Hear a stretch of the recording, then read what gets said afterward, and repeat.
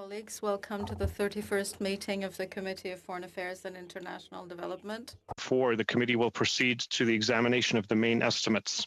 And before us today, we have votes 1, 5, 10, 15, 20, L25, and L30 under the Department of Foreign Affairs, Trade and Development, vote 1 under International Development Research Center, and vote 1 under International Joint Commission, Canadian section, which were all referred to the committee on February 25th. I would also like to inform members at this time that we will not vote on the main estimates today, but will rather do so after the appearance of both ministers. Afin d'assurer une réunion ordonnée, j'encourage. In order for the meeting to be orderly and smooth, I would ask everyone to be on mute when you're not speaking. I will give you a sign when you have 30 seconds left of your speaking time. And as usual, there is simultaneous interpretation available by clicking on the globe at the bottom of your screen. To the committee, as well as the following team of officials from Global Affairs Canada. We have with us Leslie McLean, Deputy Minister of International Development, Alyssa Goldberg, Assistant Deputy Minister, Strategic Policy, Paul Thapil, Assistant Deputy Minister, Asia Pacific, Caroline Leclerc, Sous-ministre adjointe Partenariat pour Assistant Deputy Minister, Strategic Policy, Enjeux mondiaux et du développement, Annick Ouellette, Sous-ministre adjointe et dirigeante, Assistant Deputy Minister and Chief Financial Officer, Corporate, Planning, Finance and Information Technology. Annie Boyer, Director General and Deputy Chief Financial Officer, Financial Planning and Management. Minister, the floor is yours. Welcome.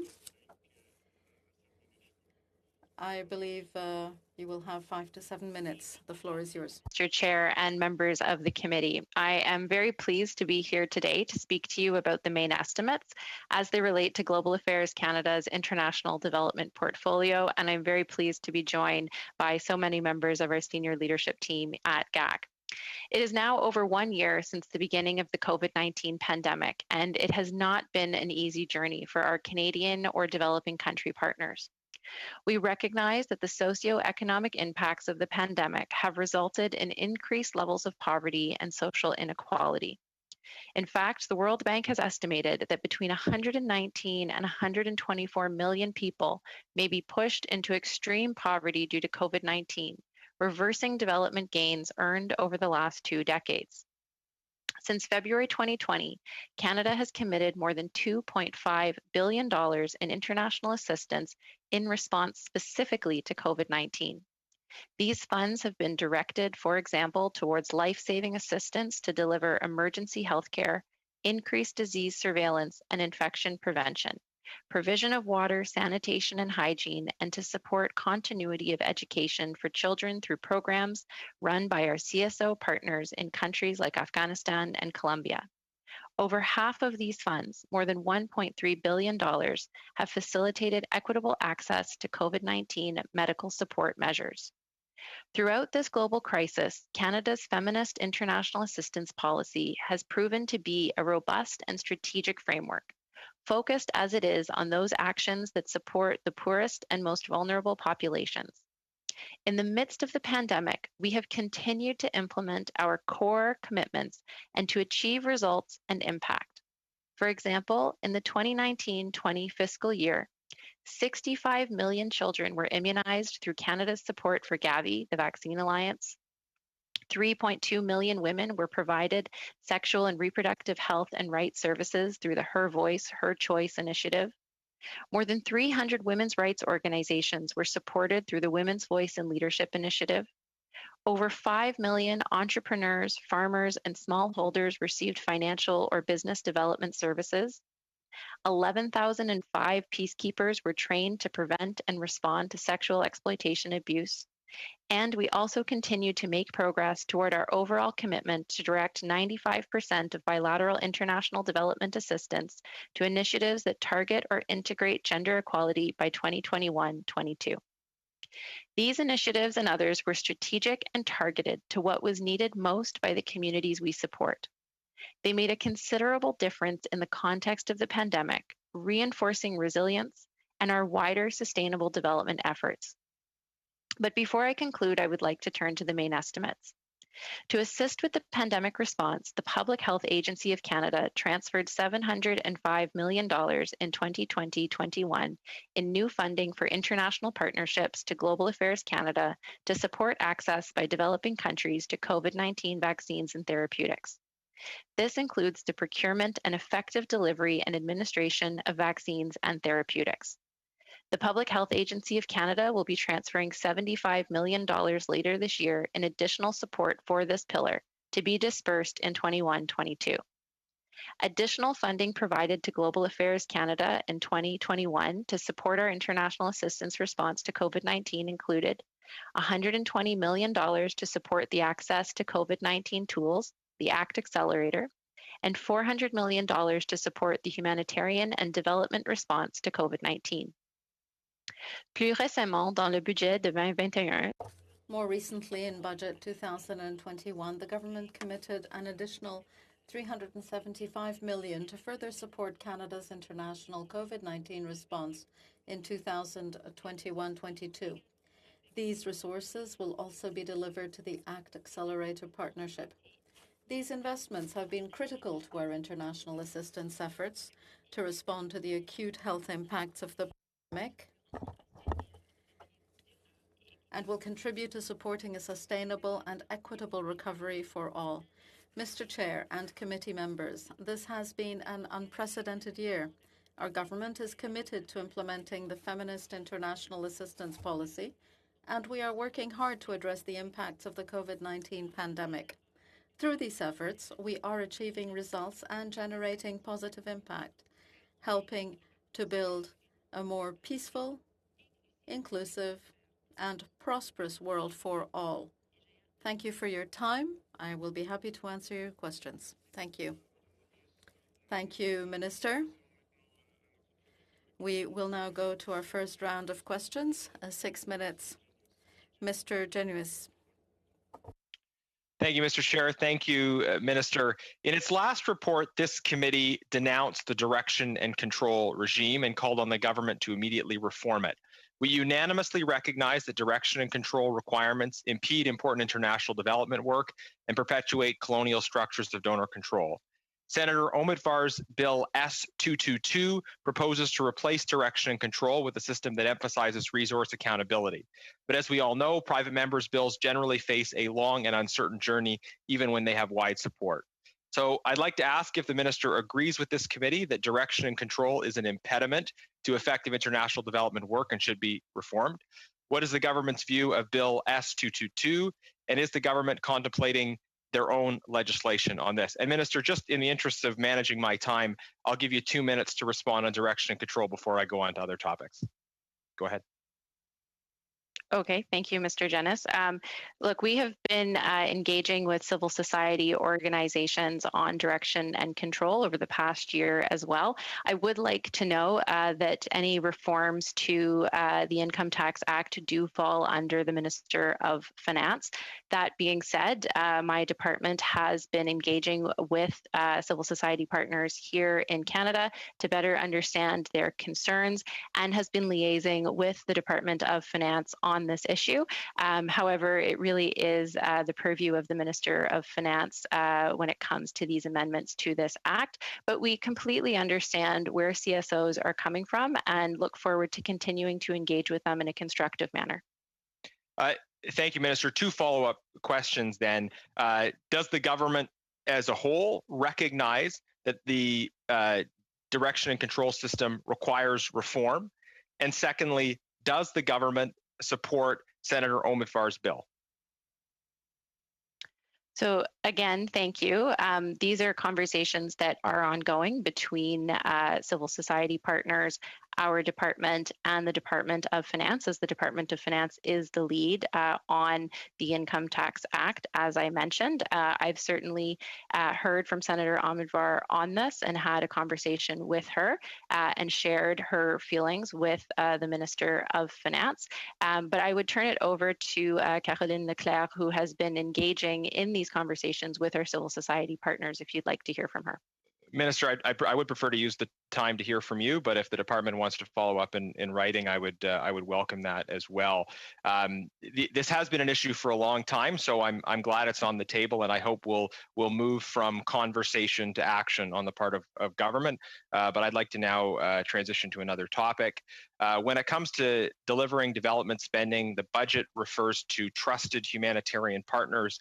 It does not, though, make specific reference to the inclusion of Canadian organizations, and in particular to small and medium-sized organizations. I routinely hear frustrations from the Canadian development sector that the government is sending an increasing share of development dollars to large foreign multilateral organizations, some of whom then actually subcontract to Canadian organizations, but only after they've taken a portion off the top. Are you hearing these concerns from the development sector as well? And what is your plan to address those concerns? Thank you, Mr. Jennis. And yes, and in fact, our government has been hearing these concerns since we took office back in 2015. And I would just note that since we came into office, we've actually increased on an annual basis by over $300 million the amount that we provide to Canadian civil society organizations. In 2014, 2015, the previous government provided $652 million to Canadian partners. By 2019, 2020, that was already at $950 million. So we are listening to Canadian civil society partners. We've increased the share that goes to Canadian CSOs from under the previous government to under 19% to about 25% now. And that is a commitment that I continue to work with the department on to make sure that we are supporting Canadian civil society organizations that provide valuable work right around the world. In addition, we also have been working with small and medium-sized organizations on a $100 million window to enable them to access funds through the department. We've already put out 2 calls, and if you look at our website, we are putting out an additional call that will be launched very shortly for the next window for small and medium-sized organizations. And so we have actually heard Canadian CSOs, listened, and significantly increased the amount of money that we provide to Canadian CSOs, particularly when you compare to the previous Conservative government. Thank you, Minister. I do want to get one more question before the end, although I do want to note, and this was a frustration last time, that we heard a lot of reference to dollars in nominal terms rather than in real terms or as a percentage of gross national income. Our overall aid levels are down as a percentage of gross national income, even though the government constantly wants to point to the fact that they're up in nominal terms, but the nominal dollars is not the essential issue. Minister, just coming back on the Asian Infrastructure Investment Bank, something that we've discussed before. I know last time you were reluctant to answer questions about it because you said the governor of that bank is the Minister of Finance. I found it curious, and still do, that you are the governor on all development banks except the Asian Infrastructure Investment Bank. This might seem to me to imply a recognition that what the AIIB is doing is actually not development. Could you explain why you are not the governor of the AIIB, but you are the governor in the case of every other development bank? I might just go back to your opening there because you're actually factually incorrect. The ODA as a percentage of GNI is actually at 0.31 after the last year, which is the highest it's been since 2012. And on a volume basis, we have actually been increasing since we came into government in 2015. And in fact, the previous Conservative government froze the age budget in 2010 and began cutting it on an annual basis starting in 2012. When it comes to the Asian Infrastructure Bank, as I mentioned, it is the Minister of Finance, and as I said last time, these are machinery of government decisions, and so I couldn't tell you why it's the Minister of Finance and not the Minister of International Development, but I would encourage you to direct your questions with regards to the Asian Infrastructure Bank to the Minister of Finance. But it is classified. Thank you very much. ODA, thank you, Mr. Genius. That's your time, sir. Thank you very much. We'll have to go on in the interest of time. The next round goes to Mr. Fonseca, please. Well, thank you, Chair, and thank you, Minister. Thank you for your remarks. Thank you for being a champion and advocate for women and girls so that they have control over their bodies, their health, their future, and for challenging power imbalances. Minister, the Feminist International Assistance Policy set important goals for our international assistance. 95% of Canada's initiatives are supposed to target or integrate gender equality and the empowerment of women and girls by 21, 2021, 2022. So from your opening remarks, if you can expand on how we're progressing on that, and are we on track to meet that goal? Thank you very much, Mr. Fonseca, for the question. And for the past 2 years, and it was just confirmed this week by the OECD DAC once again, Canada is the top donor when it comes to gender equality in the world. This is very exciting, I think, and it is a really positive reflection of what we've been able to achieve with the Feminist International Assistance Policy since its launch in 2017, which was highly informed by the Canadian development sector as well as partners right around the world. We are indeed on track to meet 95% of our official development assistance focused on gender or having a gender equality component to it by this year. And we will continue to have gender equality form the core and the basis and the heart of the work that we are doing, because we know that gender equality improves the lives of everyone, and it's something that we are very proud of. We are also on track with the Her Voice, Her Choice initiative, which committed $650 million back in 2016 to sexual health and reproductive health and rights around the world. And we know, again, that if we're going to do development effectively, we have to include the full suite of women's rights, and that includes a woman's right to bodily autonomy and to the choice over her future if and when she marries, if and how many children she decides to have. That is extremely important to us, and it's something that we will continue to work to support women around the world and continue to advocate for. Minister, great. That's excellent. Thank you for that progress report. And so my next question is, we've heard from witnesses over the past few months at our committees that claim that COVID-19 will set international development progress back by decades. We know that the needs are still that remain are great, and challenges like climate change, women's rights, economic empowerment of the most vulnerable, have not gone away. Can you please share how your work has adapted to continue to address these challenges during this difficult time of the pandemic? Yeah, thank you, Peter. And as I said in my opening remarks, I mean, the number of people who are estimated to go into extreme poverty is astronomical. The number who are expected to go into acute food insecurity is a doubling, and we're seeing this play out on the ground right now. And so, while I mentioned the $2.5 billion in additional resources that we've mobilized for COVID-19, part of that is to address the medical challenge, but part of that is also to address the humanitarian and development needs that we're seeing on the ground this year. And this is in addition to our base ODA funding and programming that is already working to address poverty and inequalities around the world. And so we remain committed to our primary objectives and the Feminist International Assistance Policy.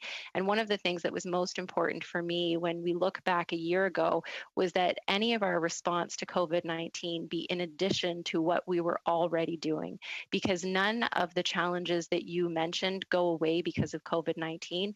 In fact, they are exacerbated. And I'm very proud that Canada has mobilized additional resources to address COVID-19, as well as their secondary and tertiary impacts. And this is something that we have been encouraging other countries to do as well, because whether it's keeping girls in school and helping them, pursue their education and a bright future, whether it is providing critical nutrition interventions or routine immunizations for children, or access to sexual and reproductive health services, or agricultural inputs for low-income farmers in different parts of the world.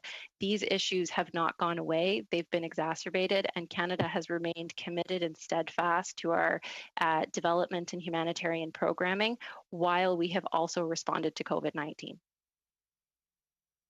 Minister, again, thank you. And, I know you focused on the numbers and what we're doing in terms of foreign aid. Can you tell us a little bit more about kind of where the focus has been and really how do we compare and where do we see others around the world in terms of their aid? Well, I guess a lot of different countries have different focuses. Certainly for Canada, our Feminist International Assistance Policy puts gender equality at the heart of what we do. But about half of our development funding goes towards health interventions. And we made the Thrive commitment at the Women Deliver event in June of 2019 that commits us to reach $1.4 billion in annual funding for global health, half of which will go to SRHR and the neglected areas of SRHR. This was an important commitment towards SDG 4 to really ensure that we are setting ourselves a stable path towards 2030. We remain very committed to fighting climate change as well as humanitarian assistance, and we provide about $800 million a year in humanitarian assistance. Those are just some of the areas where we focus, but Canada has a long history in international development and a lot of competencies in a lot of different areas. Merci beaucoup, Madame la Ministre. Merci, Monsieur Fonseca. Thank you, Minister. Thank you, Mr. Fonseca. Welcome to the committee. You have 6 minutes, Mr. Brunel-Duceppe. Thank you, Mr. Chairman, and thank you to the Minister who is here with us today. I think it's very important because taxpayers expect us to do our share internationally, and I think that begins by being transparent as to what we are doing. So I'll begin with a simple question. What is the amount allocated to your department in all? The total amount, please. Sorry, I was on mute. Good afternoon, Mr. Brunel-Duceppe. Always a pleasure to see you. The amount, I believe, is 6.9 billion, but Annie Colette can confirm that this is so. That seems to be the right number, and that's what I see. What portion of that is dedicated to international assistance generally?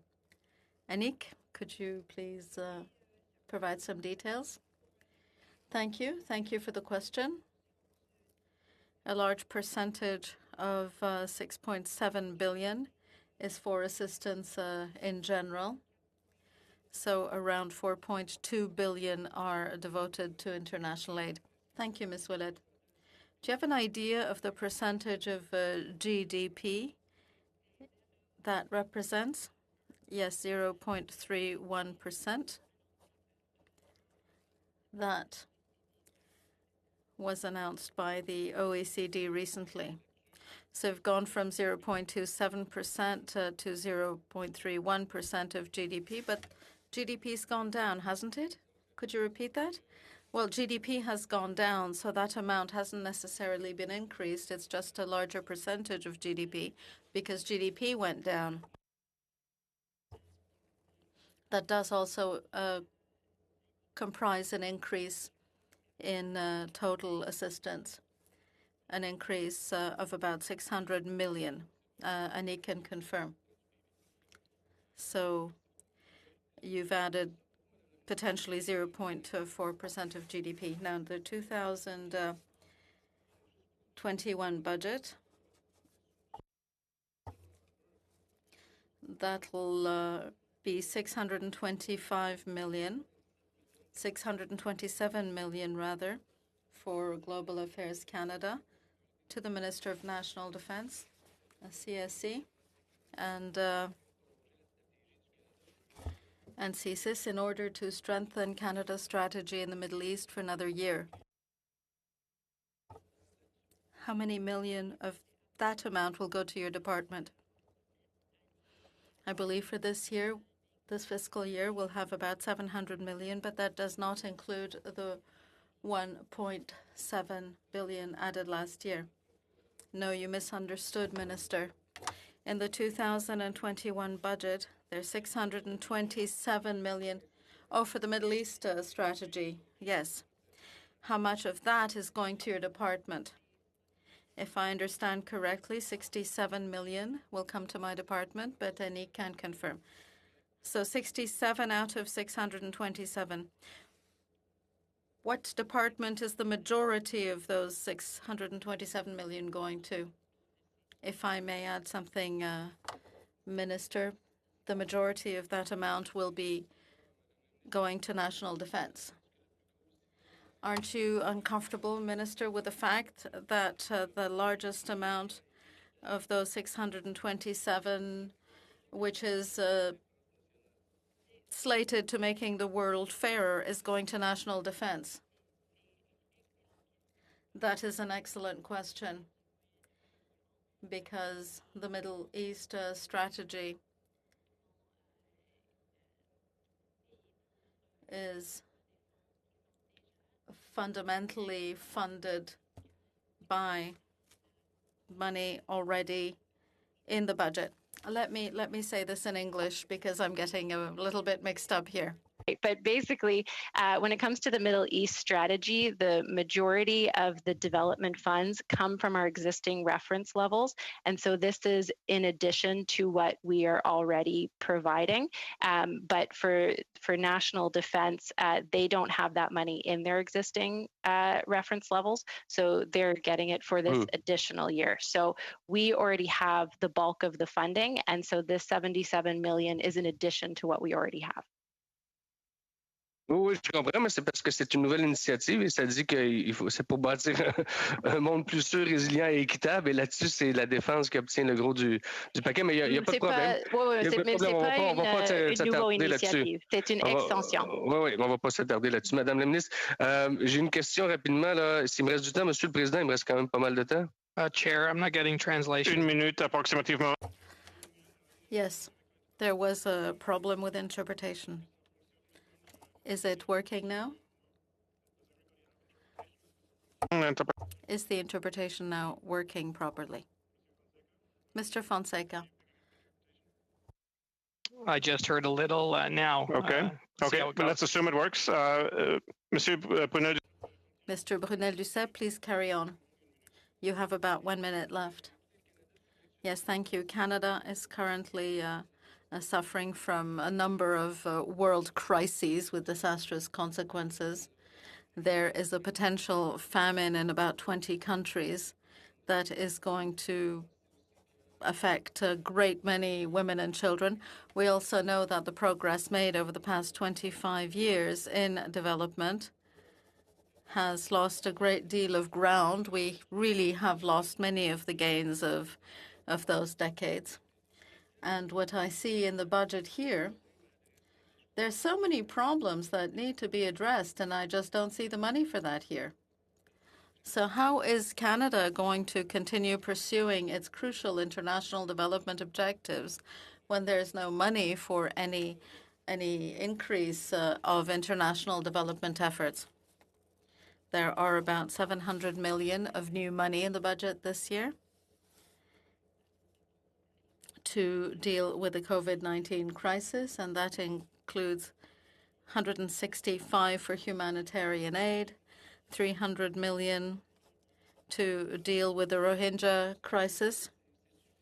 Do you think that 375 million is enough? Do you think the crisis is actually over?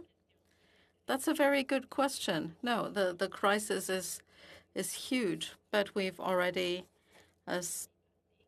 spent 1.7 billion over the past year, and 940 million of that went to ACTA. Canada is the 4th largest donor for COVID-19 crises in the world. Minister, there will be another chance to continue, but we will have to leave this for now. Person, please, for 6 minutes. Thank you, Mr. Chair, and I want to thank my the Minister for joining us today and for her colleagues from Global Affairs Canada, many of whom I've had the privilege of working with in the past. Minister, you won't be at all surprised to hear me say that I was disappointed by the numbers that we saw in the budget. We've had many discussions. I think you know that well, I appreciate the Feminist International Assistance Policy. I contributed to it before I was elected as a member of Parliament. The words that we hear and the announcements that we hear just don't match the ambitions of the budget that we have for international development and for Canada's role and obligations around the world. So I'm going to ask a few questions. The first I'm going to start with is some of our the development objectives that I think may have been neglected within global affairs. So, Canada is currently suffering as part of the world with multiple dire global crises. There's rising poverty, there's a climate crisis, there is pandemic, the COVID-19 pandemic. You know that this has deeply impacted women and girls. We know it's deeply impacted marginalized communities. We know that we are further away from achieving the Sustainable Development Goals. We are further away from achieving what we put forward as objectives within the Feminist International Assistance Policy. And we know that in the last 25 weeks, we've lost 25 years of human development progress. That there will be incredibly long-lasting consequences. We've seen this with all of the studies we've done within the International Human Rights Subcommittee, within the Foreign Affairs Committee. So how will we be able to invest in some of those critical objectives that we've identified when there have been no increases or very small increases to the international development efforts? Well, thank you very much, Ms. McPherson. And of course, I always welcome your input. You have a lot of experience in development, and it's great to work with you on this file. When it comes to the budget, I just want to clarify a couple of things, because I think you raised some really good points. There was an increase of $1.4 billion to the ODA budget on top of the existing budget in budget 2021. And this is in addition to the $1.7 billion of new resources that we mobilized last fiscal year that went to, on the one hand, fighting COVID-19, $940 million for the ACT-A process, making Canada the fourth largest contributor in the world to the ACT-A. That, I think, is something that is extremely important in the global fight against COVID-19. It also included, $400 million additional dollars for humanitarian and development programming last year. So I agree there is a huge challenge around the world, but we have mobilized significant new resources in the last year alone, and this year alone, it's $700 million additional dollars to fight many crises around the world. With all due respect, Minister, I mean, realistically, we are hearing the United Nations call that we are facing famines of biblical proportions. We are looking at a extremely long tail on COVID-19. And yes, there was $1.4 billion, but in the current budget going forward, there's only $375 million. It isn't going to be sufficient. People are going to die, and we are lacking ambition. I just feel like, in a way, what you're trying to say is that this pandemic is behind us, when everything we've heard is that this pandemic, the impacts on low and middle income countries is just beginning. It is just starting. It is not ending. So why is our ambition getting smaller? Well, at no point am I saying the pandemic is behind us. And, to the contrary, I mean, we announced $10 million to the Red Cross just on Monday for the response in India. This is very much a live issue. But we also need to mobilize other donors. Canada is the 10th largest donor in the world, but we're the fourth largest to the ACT-A. There are others that also need to step up, and we're doing that work, encouraging others to step up as well. When it comes to food security, we've contributed new resources to the World Food Program, to Nutrition International this past year to help with their efforts. We've increased our humanitarian funding by $165 million this year. We contribute on every year $800 million to humanitarian crises, because we recognize that there are these challenges around the world. And so I agree with you. This is a very difficult world with lots of different crises, and that's why Canada is responding. And in this budget, we extended the Middle East strategy, we extended the Rohingya strategy, and we've extended our response in Venezuela as well. All with insufficient motivation, all with insufficient ambition. You know, with all due respect, I have to say that our development assistance is still far below the 0.7% that was a Canadian target, was a Canadian initiative. We are still so far below that. We are still well below international commitments and global standards. So saying that Canada is doing enough is not sufficient. I think that what Canadians need from their Minister of International Development is a commitment to push the government of the day further, to push the government to do more and to have greater ambition. You know, we're depending on you to be our voice at the cabinet table to ensure that Canada is doing what needs to be done around the world, and we're not seeing it. We're not seeing the funding that we want to see in terms of humanitarian care. We're not seeing the funding we wanted to see in terms of support for women and girls for our education initiatives. Where is the $450 million promised in the 2019 federal election platform for education for refugee and displaced children? We didn't see that money. Ms. McPherson, I apologize. You're just about out of time. We'll give the minister a brief chance to respond, then we'll have to move on to the next round. Minister?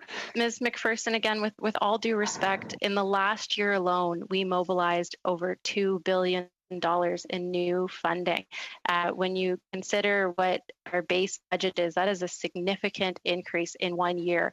I fight every single day for the poorest and the most vulnerable around the world, and I'm very proud that we've been able to mobilize those additional resources at a time when there are many of our peer countries that are cutting their assistance budget. Not only have we been able to maintain and protect it, we've actually been able to continue to grow it, and I will continue to fight for that. But we have mobilized additional resources. Canada has stepped up. And when it comes to the fight against COVID-19, we've been holistic in our response. Thank you, Minister. Thank you, Ms. McPherson. We'll now go to our second round. These are shorter allocations. The first one is a 5-minute round to Mr. Diot, please. Thanks, Minister, for being here. You said that gender equality is at the heart of everything the Canadian government does, and that's admirable. So I wanted to talk a bit about another important thing, human rights. The estimates in 2021 state that nearly 154 million will be going to help provide sovereign loans to foreign countries. So I'm just wondering what countries would be eligible to receive this funding, and what steps are being taken to ensure that countries that abuse human rights can't receive the funding. Certainly. So thank you for the question. This is the Sovereign Loans Program is a new tool that we have in the Government of Canada that was provided through Budget 2018. We are currently in negotiations with countries, so I can't talk about it until those conversations come forward. But we base all of our official development assistance in line with Canadian values. That is one of the objectives and the criteria of the ODAAA, and that is something that our officials take into account when they are entering into any agreement with different organizations. And perhaps I can also just say that our Feminist International Assistance Policy obviously has gender equality at the heart of it, but it also takes human rights into account, and we take a human rights-based approach in all the work that we do. Thank you. And you mentioned Canadian values, so this is another question along that same vein. Last year, UNRWA acknowledged that hateful content had been present in its educational materials for about 8 months, but professed that this was a result of an error, and that error had been rectified by November of 2020. So are you now confident that today, in April 2021, Canadian and UN values of tolerance, nonviolence, and peacemaking are consistently emphasized in UNRWA schools? Well, thank you for the important question, Mr. Diot. And as you know, UNRWA provides education to over 500,000 vulnerable Palestinian children in 5 different areas. And Canada has been a longstanding partner of UNRWA. And I also want to recognize and welcome that the U.S. government has made a commitment to re-engaging with UNRWA and re-supporting UNRWA as well. As soon as I learned of this issue, I contacted my officials. I had a conversation with the Secretary General of UNRWA. We have been engaged very thoroughly in what happened and understanding what happened. And we are working with UNRWA to ensure that they have the policies in place to ensure that something like this doesn't happen again. It was an oversight, but UNRWA recognizes this, and they are very committed to ensuring that the materials that they provide do align with UN values. Thank you. The government of Canada recently announced a $49.9 million pledge of humanitarian aid to Syrians. And the news release talks about this amount builds on a previous commitment, bringing Canada's humanitarian aid to Syrians in 2021 to about $330 million. So are these amounts included in the appropriations sought in the main estimates in 21-22? I will have to defer to Leslie McLean to confirm that. Just very briefly. I will.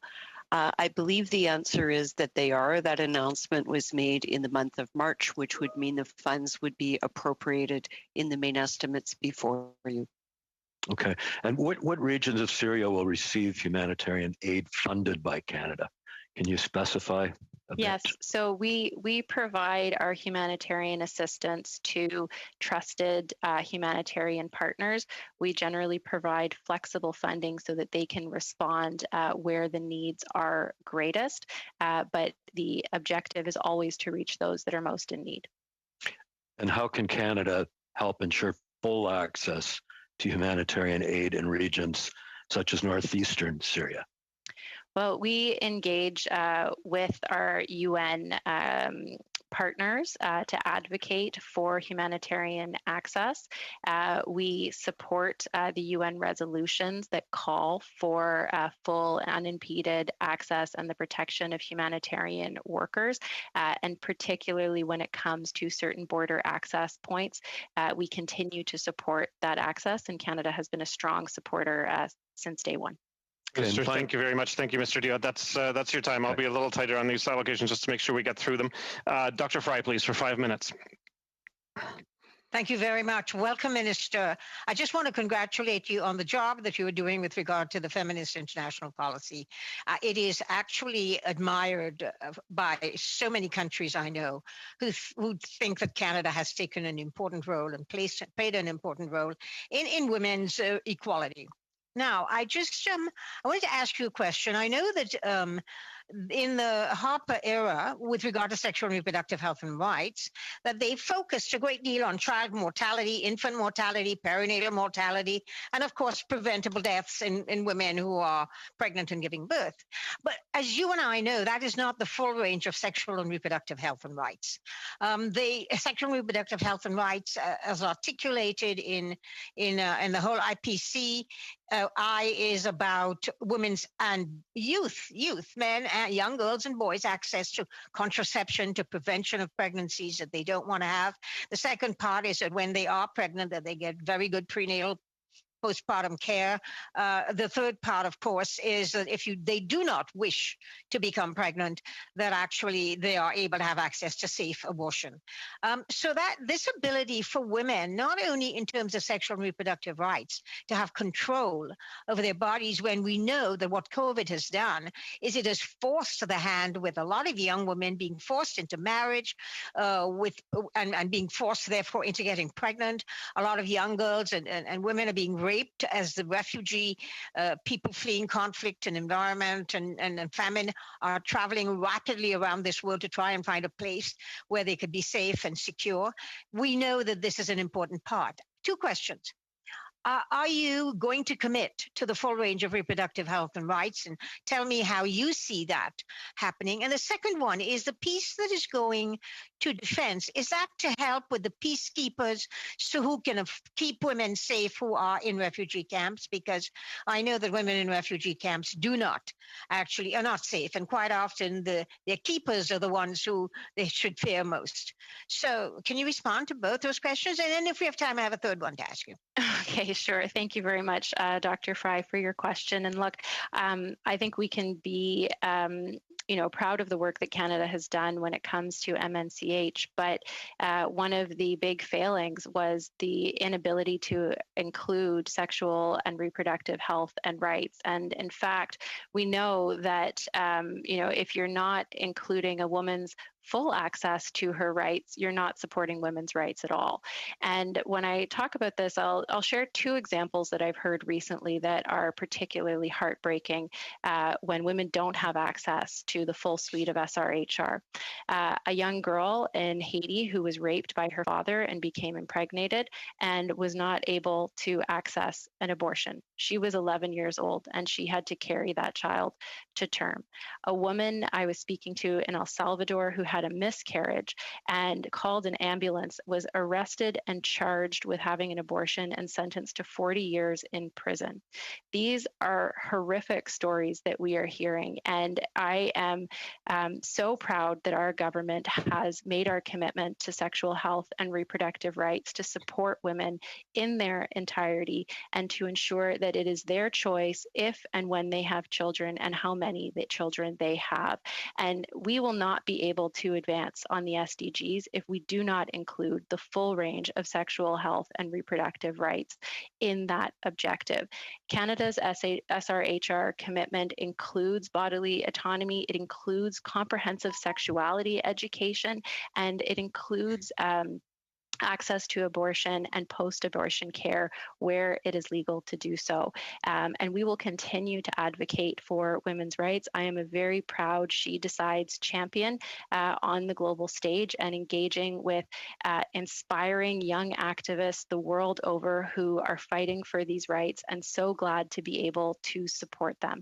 With regards to your second question, Canada provides significant support to train peacekeepers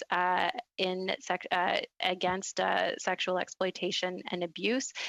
These are people who are supposed to be there to protect people, not to harm them, and we will continue to do this important work. We're doing it through the ELSI initiative in partnership with the United Nations and working with partners in civil society organizations to root out SEA. Thank you. I gather I have no time left. You're spot on now, Dr. Fry. Thank you very much. Okay. Thank you, Madam Minister. Maintenant, Monsieur Brunet-Duceppe pour une... Mr. Brunet-Duceppe, 2.5 minutes, please. Yes, I'll try to be quick. Resources working in international cooperation organizations. For example, the one based in my riding, we have resources that are committed and who believe in the community, who get very involved in projects. I spoke to Annie-Claude Laflamme and Véronique Fortin, who had questions for you, because there's an issue that has been affecting their organization with regard to its funding. In fact, they receive no funding for their basic operating expenses as an international cooperation organization.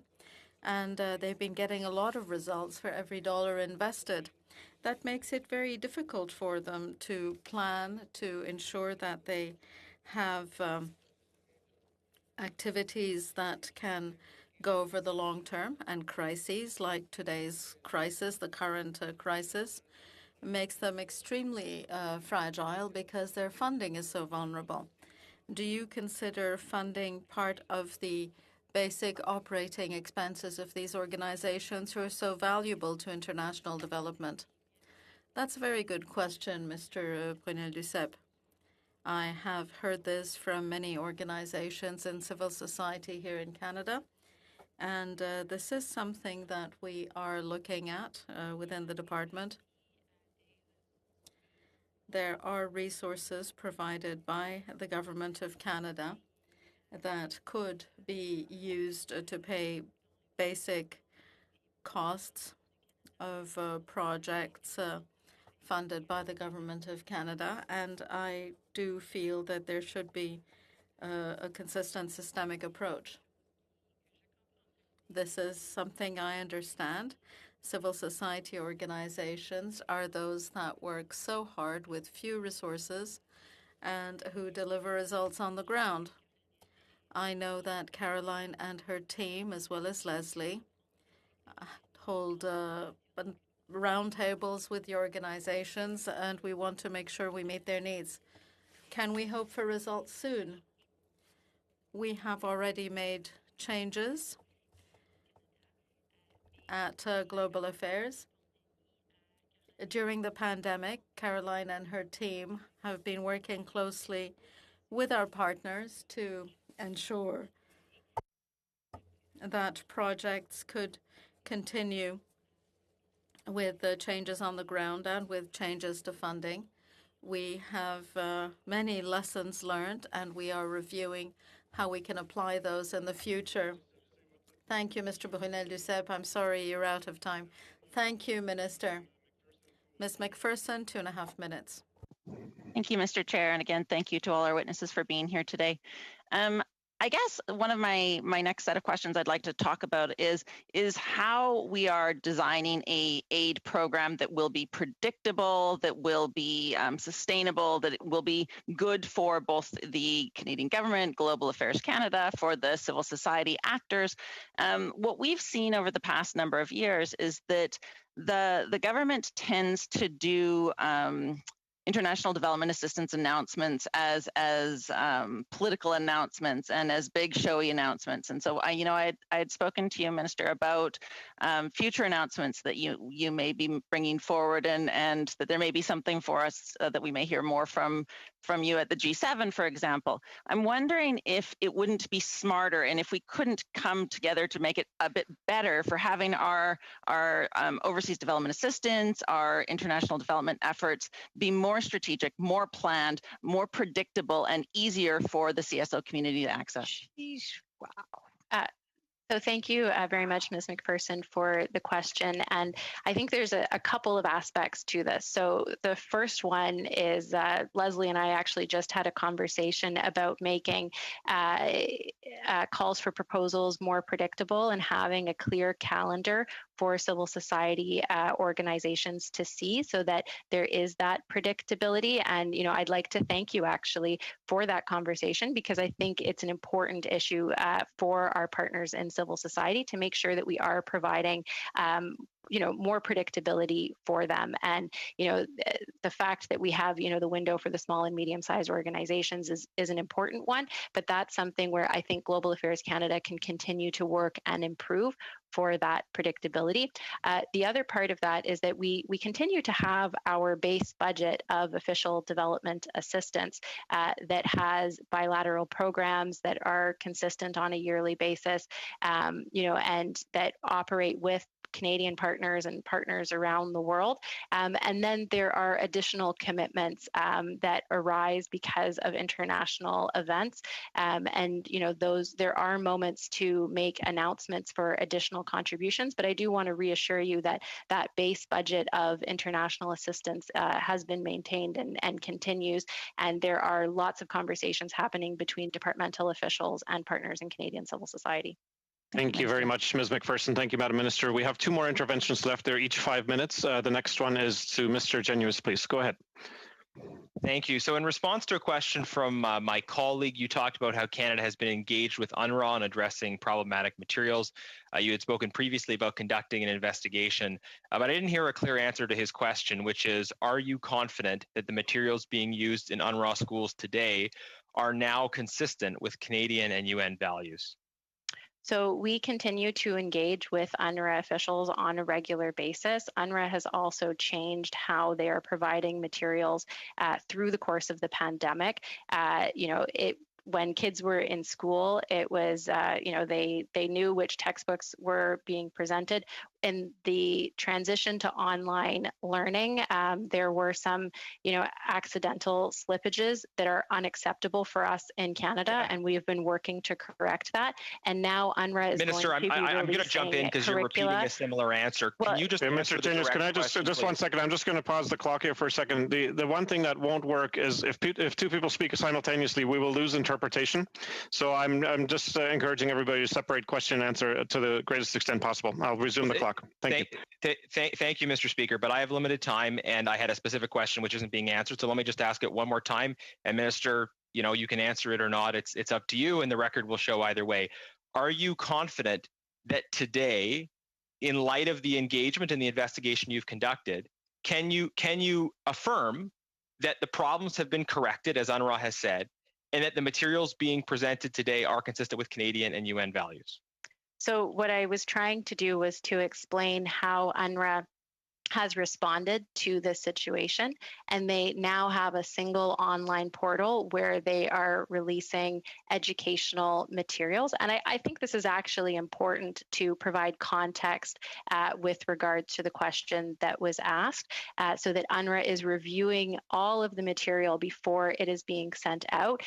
They are doing so in a way to ensure that it is consistent with UN values, and this is something that Canadian officials, as well as our partners, other donor governments, are reviewing with them as well. Okay, I don't know if that was precisely the question, but I do appreciate the information you provided, especially at the end, which is to say that, if I understood correctly, that departmental officials are reviewing that content as it comes online. So did I understand that correctly, that Canadian officials are reviewing the content that's being produced by UNRWA to ensure it's aligned with our Canadian values? officials are working with UNRWA. It would be very difficult for Canadian officials to sit down and review all of the content. I mean, we're talking about curriculum to children, K to 12 in 5 different jurisdictions that UNRWA operates in, but we are working with them, expressing our concerns, making it clear what our expectations are.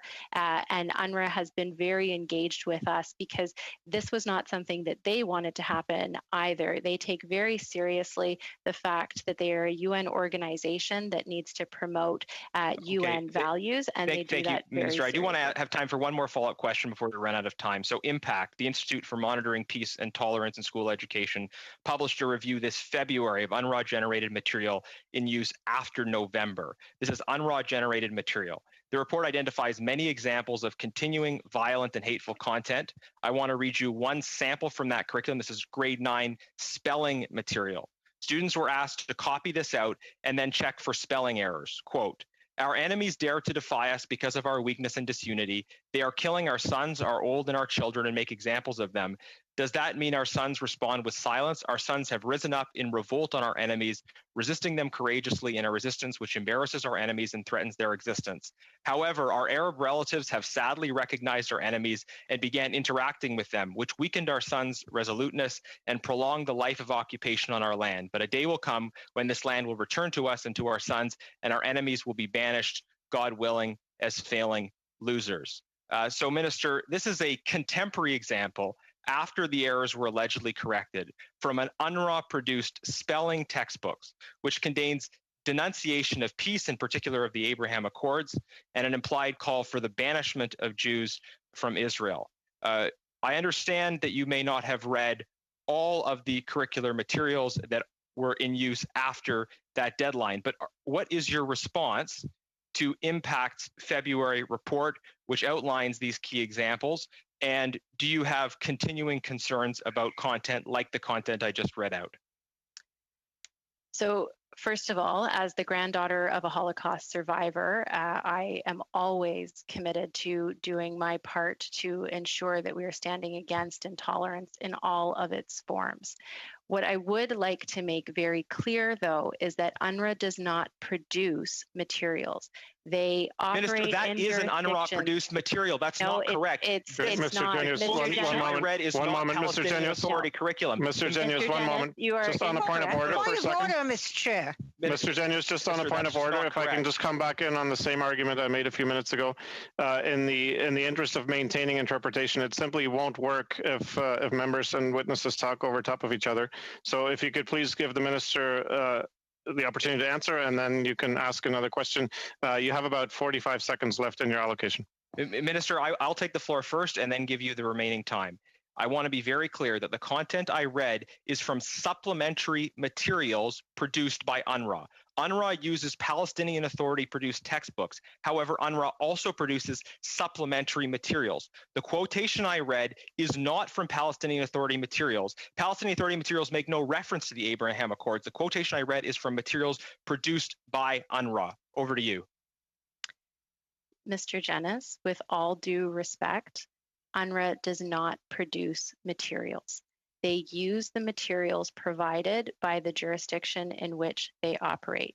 They are very conscious of the fact that some of those materials are inappropriate, and they provide teaching guides to ensure that that material is taught around. But it is important for Canada, for me personally, that we are conveying to UNRWA as well as to the jurisdictions that create this material what Canada's position is, what our values are, and what our expectations are. We have been very clear in this regard. It is one of the reasons why we provide support for neutrality training for UNRWA teachers and UNRWA personnel, because our objective is to support the 500,000 children who receive education in UNRWA schools, to do our part to ensure that UNRWA is able to provide that education in an appropriate way, and to continue to stand up for values of tolerance and inclusion. Minister, thank you very much. Thank you, Mr. Genius. We'll now go out to our final round, which also consists of 5 minutes. And Ms. Sachs, please, the floor is yours.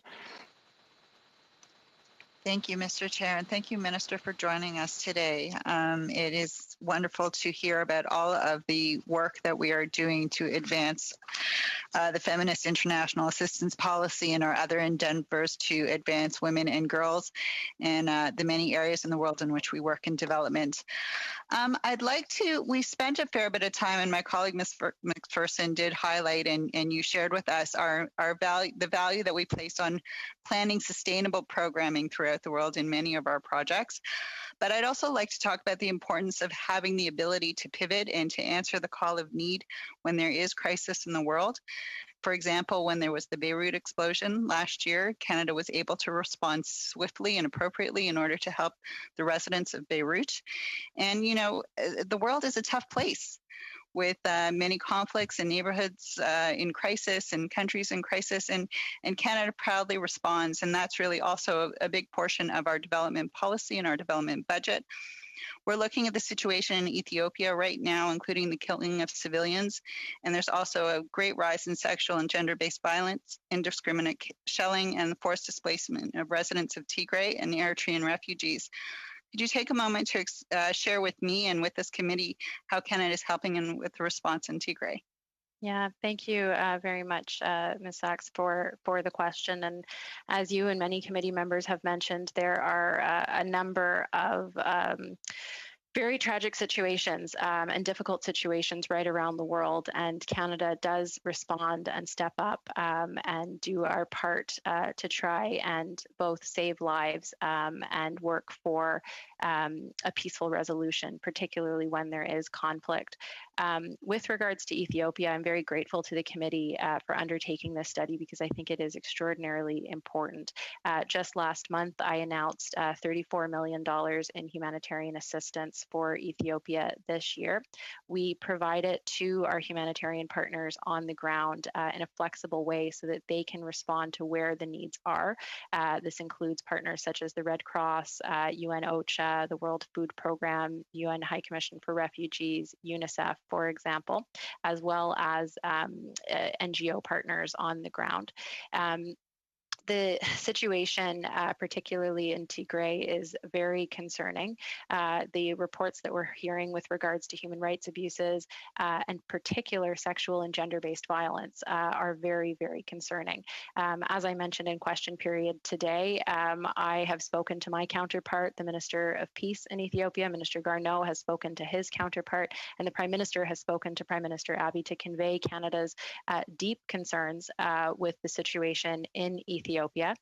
We are supporting the work of the UN High Commissioner to work with the Ethiopian Commission for Human Rights to have an independent investigation to the allegations of human rights abuse. We think this is something that is very important, and we have stood alongside our international counterparts in calling for a cessation to the violence, to the conflict, as well as a respect for human rights and for Eritrean troops to leave Ethiopia.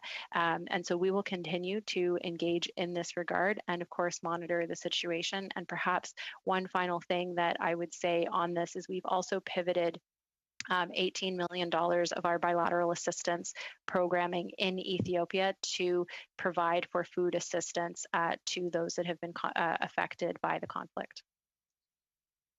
Thank you, Minister. Chair, how am I doing for time?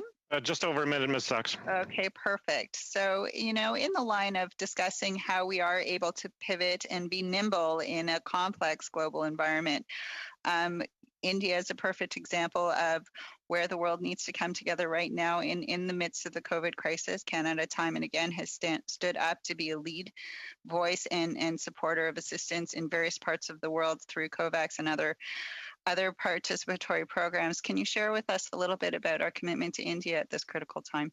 Yeah, so I'm sure everyone has seen the alarming situation that is happening in India right now with the incredible spread of COVID-19 and the devastating results that it has for people in India.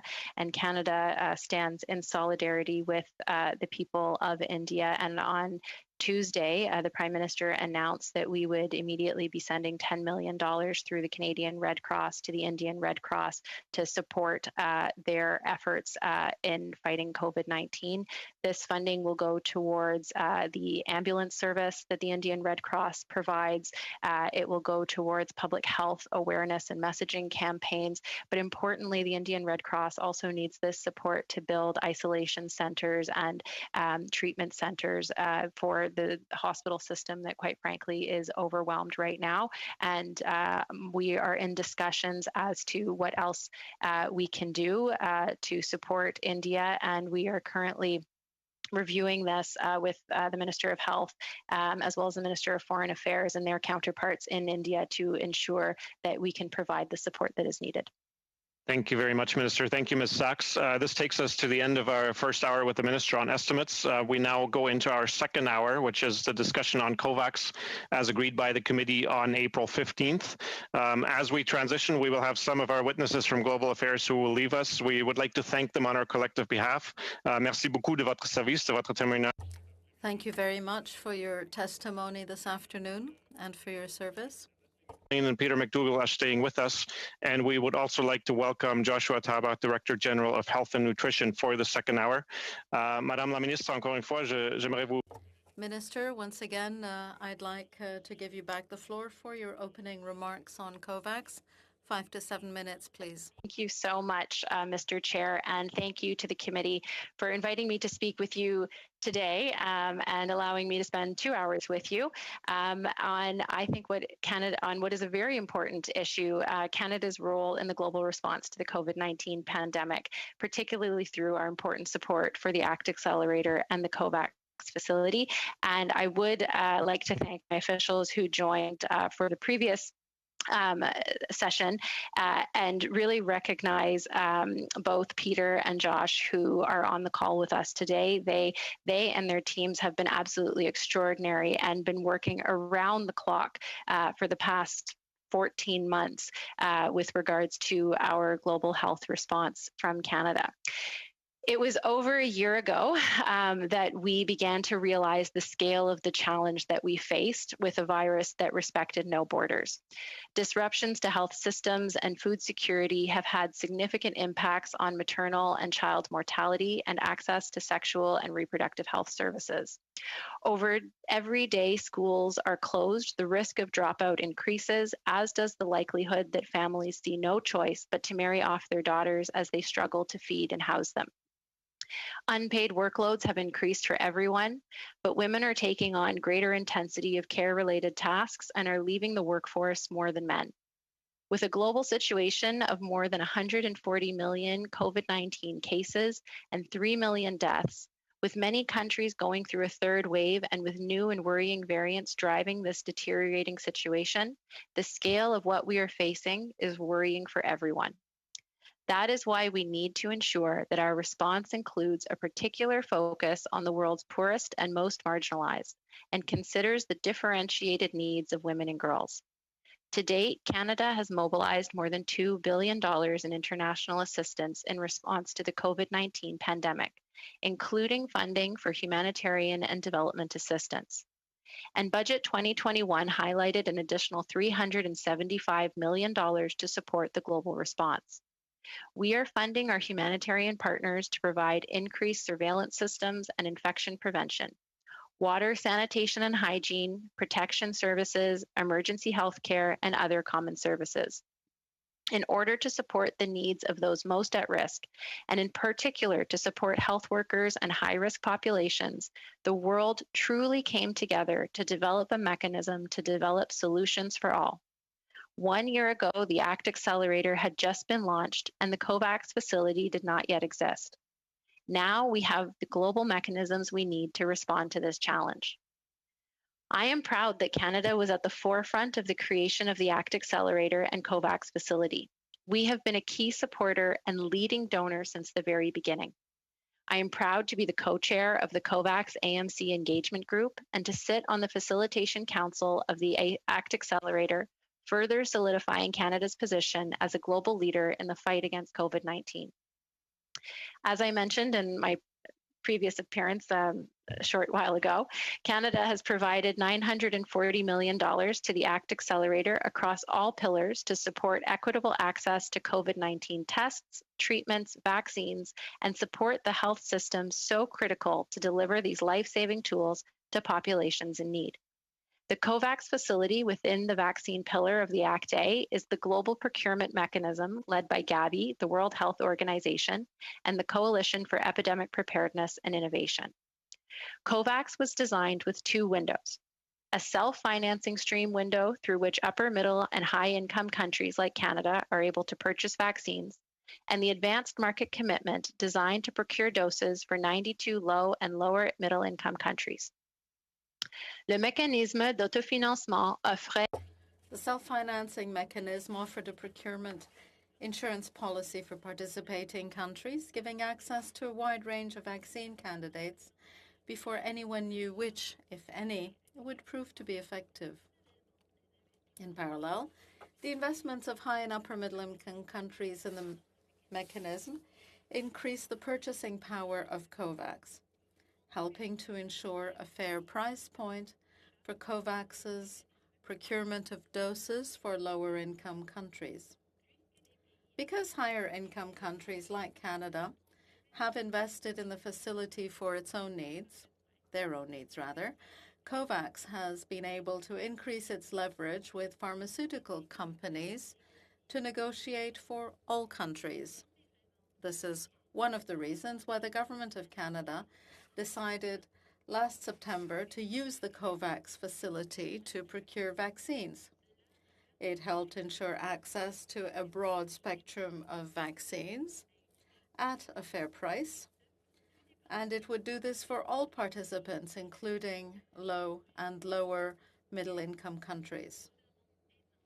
We know how important this is. We have now contributed $325 million to procuring and deploying COVID-19 vaccine doses through COVAX low and lower middle-income countries. The mechanism is in place and it works well. It quickly became operational, quickly became effective, and over the past 2 months, over 120 countries have received over 40 million doses. This is just the beginning. That includes doses for Canada and other high-income countries, as was planned from the very beginning. This is central to the facility's success. The mechanism also includes doses for dozens of low-income and middle-income countries. And for many, COVAX is and will continue to be the key mechanism to accessing WHO-approved vaccines.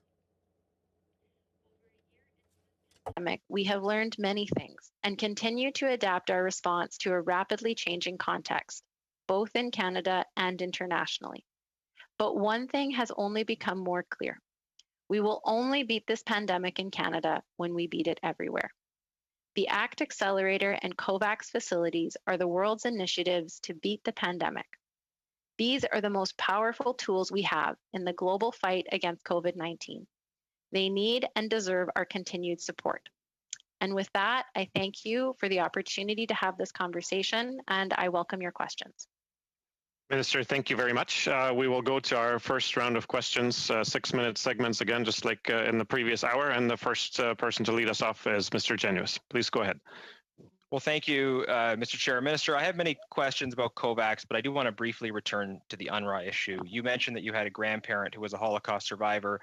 This is something we have in common. I also have the same. So I hope I can ask this question at a human level and it won't be perceived as partisan, but it's important that we do all we can to not be complicit in a case where there is incitement happening to anti-Semitic violence. Now, yesterday, the European Parliament adopted an unprecedented resolution condemning UNRWA for teaching hate and incitement to violence and insisting that the EU make aid conditional on educational materials compliance with UN values. Now, this is significant because the EU is UNRWA's top funder, and clearly our European partners think we have a problem. Now, the issue I raise is that the impact report from February identifies hateful content in UNRWA-generated materials, and this is an important distinction. UNRWA uses the textbooks in the jurisdiction which they operate. So in UNRWA schools, the textbooks they use will be Palestinian Authority textbooks. Okay, Mr. Genuis, one moment. We have a point of order from Mr. Fonseca. Stop the clock. Mr. Fonseca, go ahead, please. Chair, there was agreement and consensus among the members that the second hour would be spent on COVAX. That is what all the members agreed to. Would we stick to COVAX? Okay, thank you for raising the point of order. Mr. Fonseca, discussion on the point of order. The committee did agree that the second hour would be on COVAX. This question is not. I invite debate on the point of order. Sure. If you could use the raise hands feature, please, to come in and speak to it. Ms. Sachs. Thank you, Mr. Chair. I would have to agree with my colleague, Mr. Fonseca. There was ample time in the previous hour to explore Canada's response in addressing the UNRWA situation. And as the minister well knows, I've been deeply involved in the review of the materials, being both a fluent Hebrew speaker and having background in Arabic, and well familiar with both the curriculums in Israel and within the Palestinian Authority. That being said, there is ongoing oversight on this matter, and the minister answered these questions. I'm really anxious, as are many of my committee members, to focus our time for this hour on COVAX as it was appropriately outlined, and not waste either the minister's time or our officials who are here to answer those questions. Ms. Sachs, thank you very much. I have Mr. Genuis and then Mr. Chung. Mr. Chair, so a few things. I'm concerned that some of the comments on this point of order are clearly venturing into debate on the point. I'll also just observe that everybody has their own time slots. If members are generally welcome to, within a pretty broad latitude, ask the questions that they wish. I will also say that within the limited time we have for the minister, there is a significant relationship between these different elements. Of course, UNRWA is involved in responding to the circumstances of COVID-19, and the particular circumstances of these materials did arise from the context of COVID-19. It's that UNRWA, the issue here is that UNRWA was producing at-home study materials as a result of the COVID-19 pandemic. They were UNRWA-produced study materials which were for that particular context. They were not Palestinian Authority textbooks. They were UNRWA produced materials for the context of the pandemic. And this is the point I wish to clarify, which is how the pandemic context impacts the hateful materials that were produced. But I would suggest we don't allow debate to go on too long on this point, because it seems to negate the point of the point. Well, Mr. Genuis, thanks very much. I appreciate that. But there is a question of relevance that was raised by one of our colleagues, members of the committee, and we should have a survey of the committee's view on this in case the committee wishes to change its orientation away from COVAX. I don't think that's the case, but let's hear from Dr. Fry and Mr. Fonseca briefly, and Ms. Sahota. Mr. Chair, I believe I was next.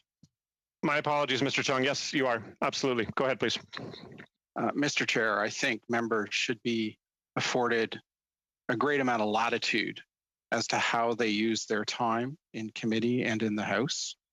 I've chaired a number of parliamentary committees.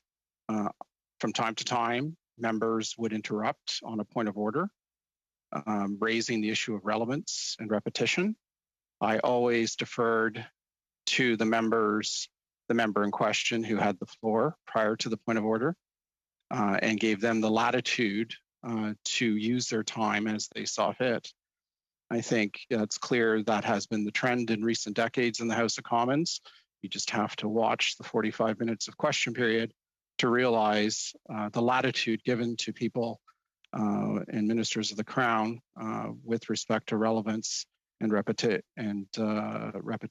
in their answers to members of the House. I think that's particularly important during this pandemic, when Parliament has essentially been stunted and is sitting in a very abbreviated form. So I encourage you on this point of order to give the member in question the greatest amount of latitude possible to use his time as he sees fit. Thank you, Mr. Chair. Thank you, Mr. Chong, for that point. And I've got three colleagues who've got their hands raised. I'd like to canvass their views very quickly, just to make sure that we don't, delay the discussion to any greater extent possible. Dr. Fry, Mr. Fonseca, and Ms. Sahota, please.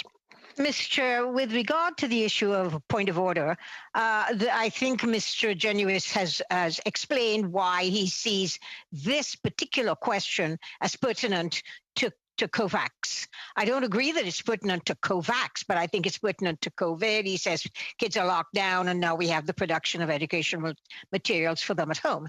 However, I would like to point out that, we should be very, very respectful of our witnesses.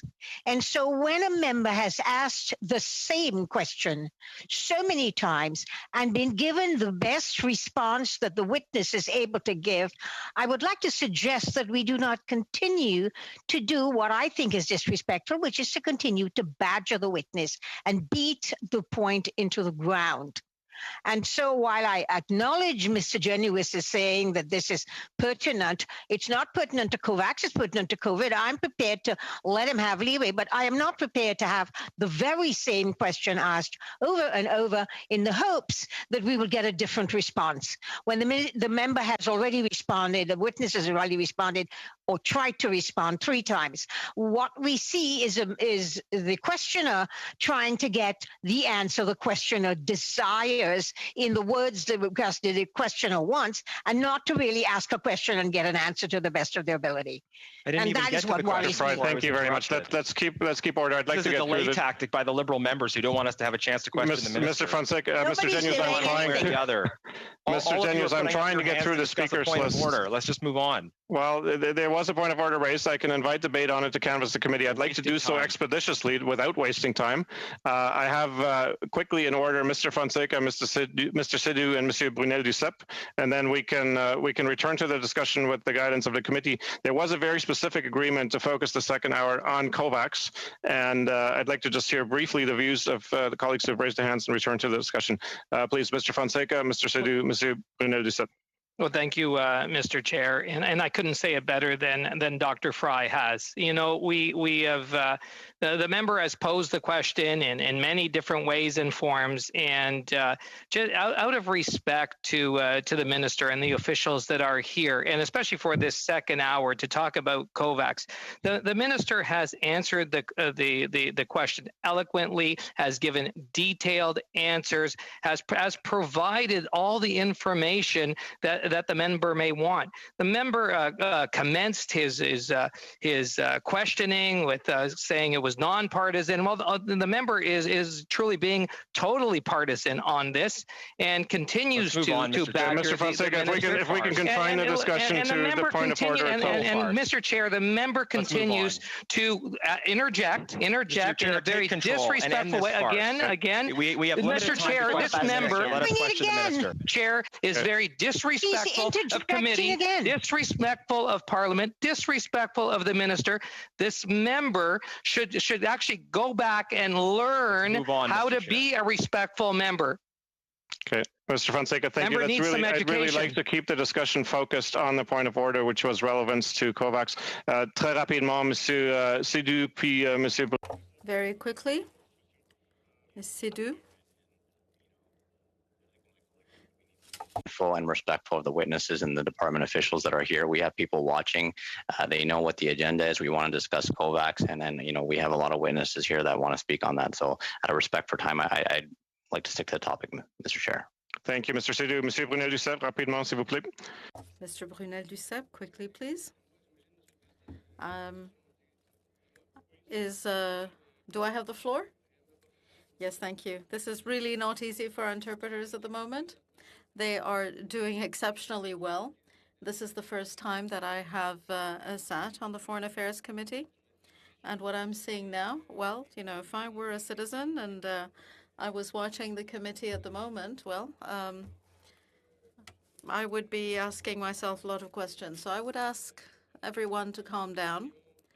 I think that the opposition and the government have shown occasional bad faith. So let's all calm down. Let's come back to what we were doing. We were talking about COVAX, but I should tell you, for somebody who's just been introduced to the committee, this isn't all that wonderful. So it would be lovely if we could all calm down. I'm thinking of all the interpreters who work for us. I am feeling quite bad for them, and even worse for people watching from home. The committee's will is to continue the discussion to make sure that Mr. Genuis is focused on COVAX and makes it relevant to the issue that the committee agreed is the issue of discussion in the second hour, and also not to repeat points that were already made and are on the record. Mr. Genuis, with that, I give you back the floor. You have 3.5 minutes left in your allocation of 5 minutes. Mr. Speaker, I do not have 3.5 minutes left, and I'm supposed to have 6 minutes, I believe, because it's a new hour. So for you to allow every member of the Liberal caucus to offer their view on this point of order, I think is frankly a disgrace. But I am limited by the tools that I have in front of me. So let me just say briefly to the minister that I encourage her, I implore her to read the February impact report, which discusses how, in the context of COVID-19, study materials were produced by UNRWA with hateful content. That's it. Now let me proceed to COVAX. Minister, the issue of COVAX, it seems to me, comes down to our own vaccination supply. If we were doing better in terms of accessing vaccinations and supplying them to Canadians, we would be in a much stronger position to provide surplus supply to other countries in need. It's been much remarked on that Canada is the only country within the G7 to draw on COVAX for its own use. And of course, Canada has contributed to COVAX, but many other countries have, and yet we're the only G7 country to draw on COVAX.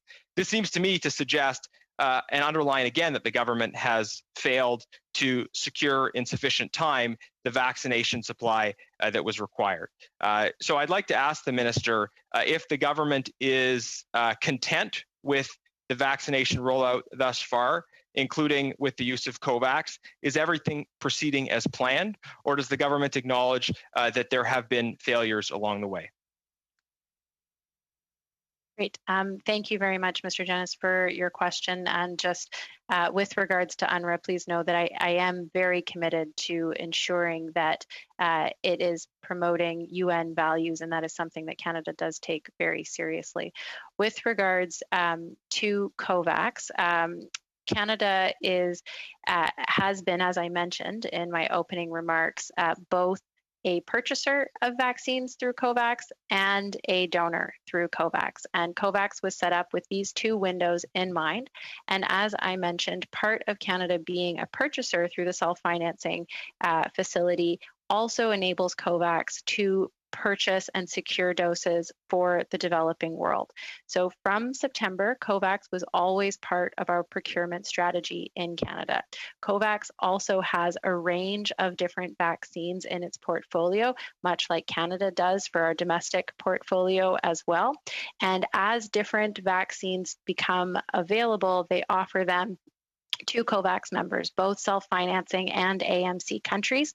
At the time when the AstraZeneca vaccine was offered to Canada, the AstraZeneca vaccine through our bilateral program or agreement would not have been available until later in this year. And so Canada made the determination so that we could have the diverse portfolio available to Canadians to access that allocation of AstraZeneca. There are other G7 countries who are accessing other vaccines that they might not have within their own portfolio. Thank you, Minister. And at risk of getting point of ordered again for repeating a question, it is a question that wasn't answered. I mean, I asked you quite simply, is the government happy with the direction of the vaccine rollout? So do you think things are by and large going as planned, or will you acknowledge that the fact that we are not in a position to share vaccines with other countries, in fact, we're drawing vaccinations from COVAX, is that indicative of some failures in terms of the government's procurement of vaccination? No, as I said, COVAX was always part of our procurement strategy from the beginning. And in fact, if you go back to the delivery schedule that was made public in December of last year, we are receiving vaccines pretty much in track with what we provided publicly to Canadians at the end of the last calendar year. I will note that as of next week, we'll be receiving 2 million doses of Pfizer each week. So just to clarify, Minister, your view is everything is fine?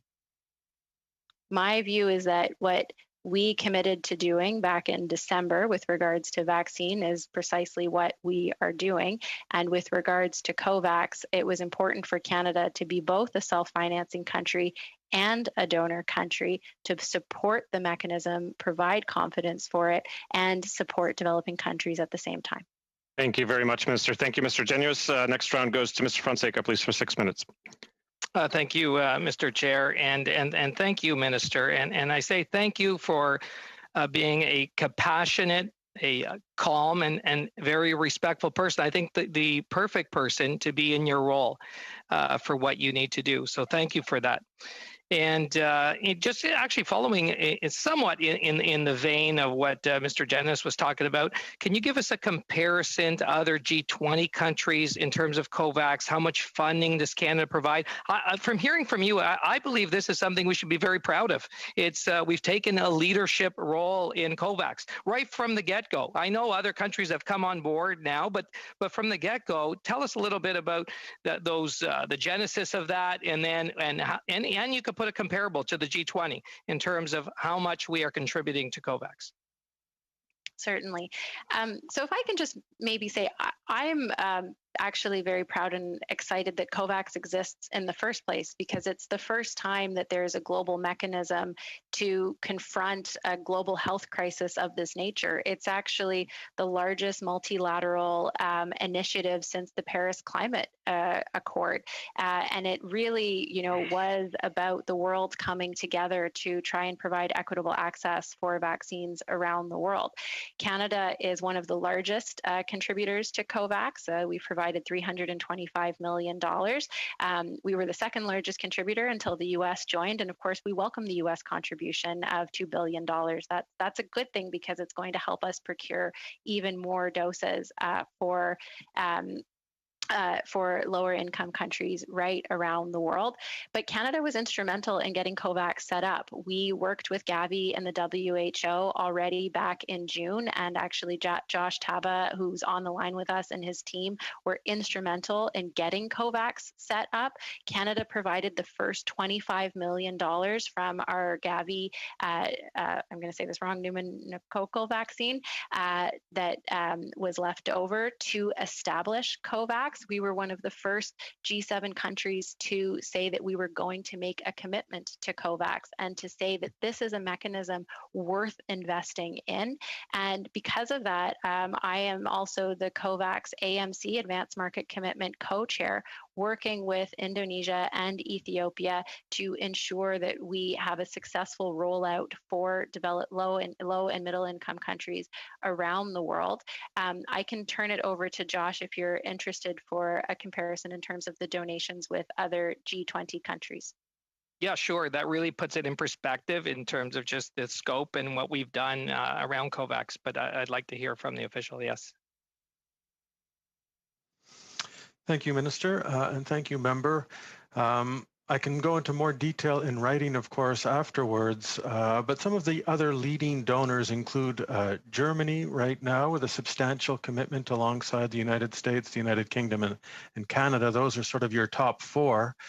Otherwise, we have Italy at a much more modest level. I'm just taking a look here. Korea, still quite modest. And so I guess by way of answer, I would say the minister in the last segment spoke about the importance of all countries starting to carry their fair share of this burden. And we're actively engaged through our mission network around the world and ensuring that we're communicating to other countries, both what Canada is doing, but that we need everyone to roll up their sleeves and get engaged because this is a collective effort and we need everyone to pitch in. Okay, thank you, Mr. Taba. And now on the 23rd of April, 2021, France announced that it would be the first country to donate doses from its national stockpile of COVAX AMC. The country's committed to donating 500,000 doses, and by June 2021, in accordance with the COVAX principles for sharing doses, President Macron encouraged other countries to follow France's lead.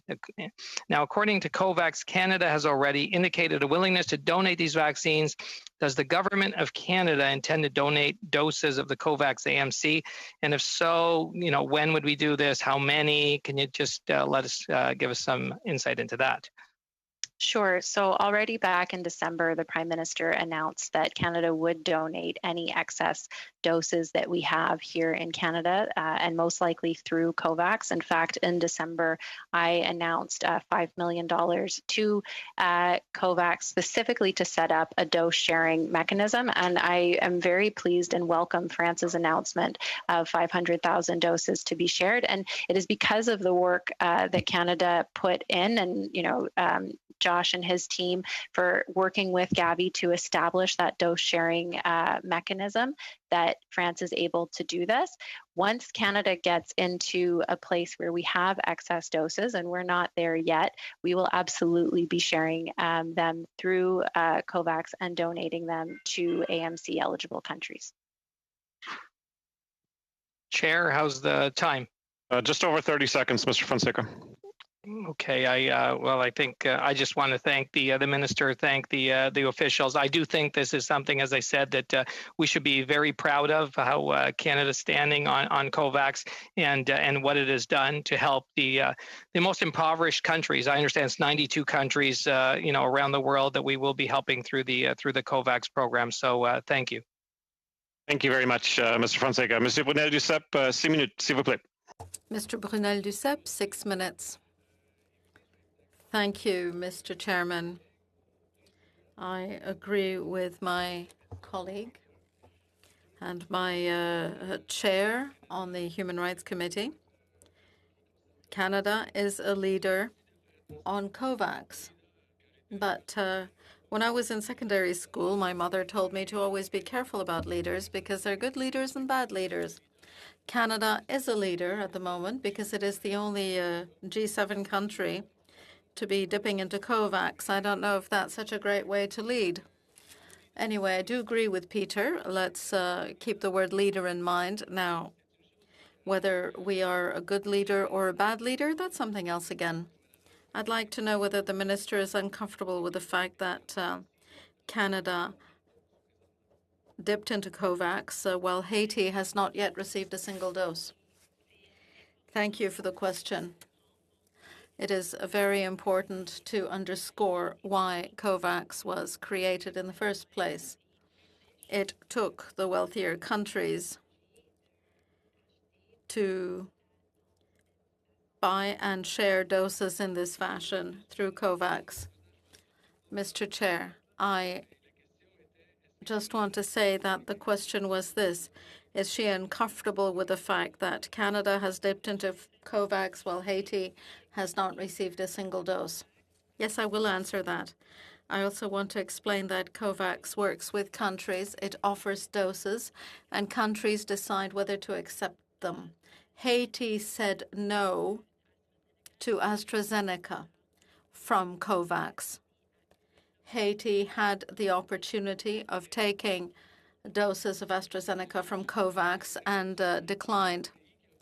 I knew you were going to say that, but other countries wanted them and didn't get them, but Canada has dipped into COVAX. Are you uncomfortable with that?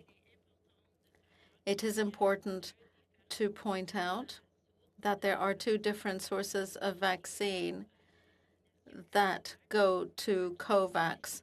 One source is destined for developing countries, and they come from the Serum Institute of India.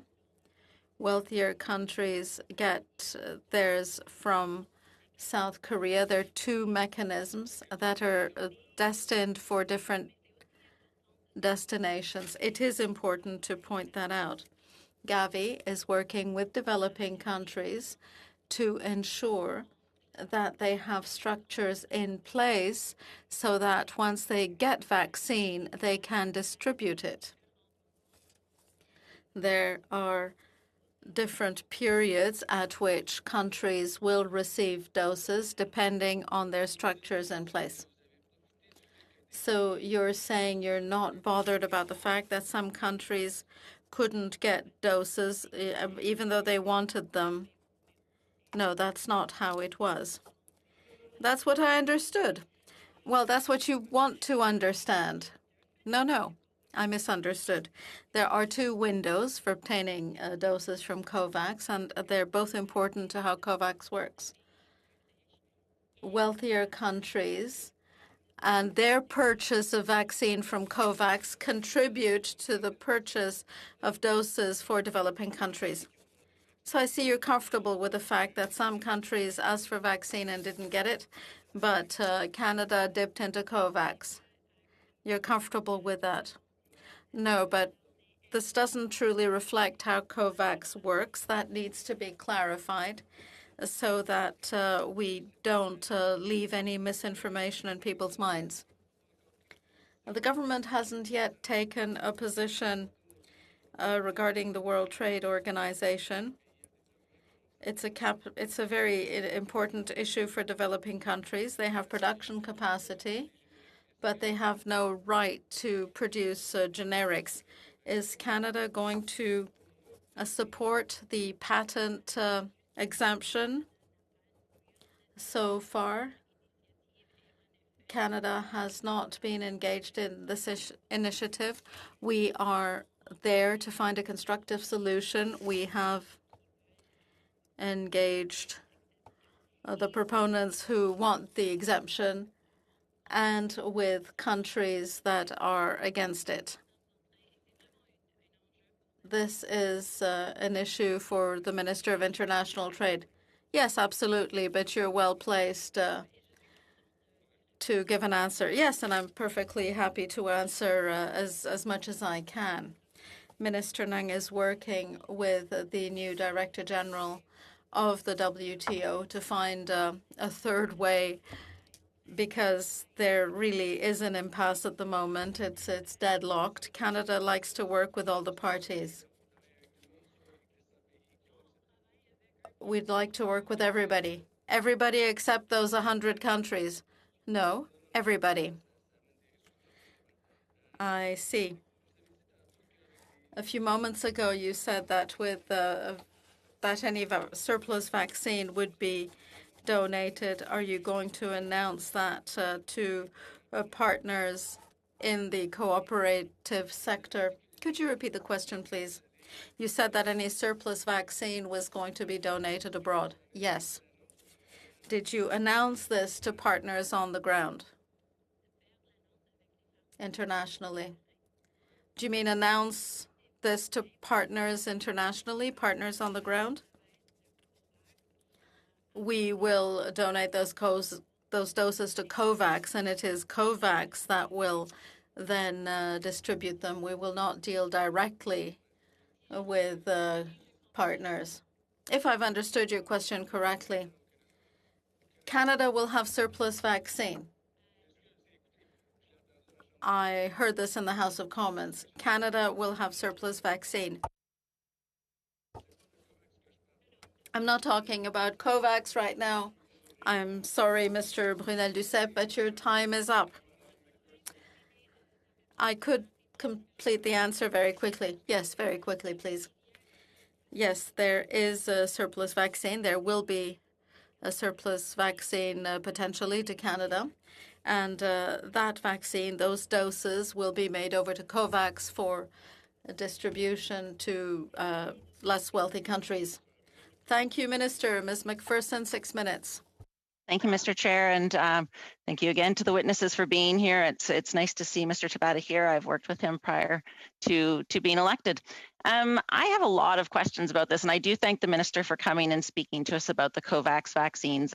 This is on the behest of the motion that I had brought forward to Foreign Affairs, looking for more clarity on this. So I'm going to start with a series of questions about COVAX, and then if we have time, I'll ask some about the TRIPS waiver as well. So the minister has explained how COVAX works in some detail. Now, unfortunately, what I think we haven't been able to unpack here today is how the COVAX vaccine works if other countries, if wealthy countries, aren't also making side deals with pharmaceutical companies for bilateral agreements.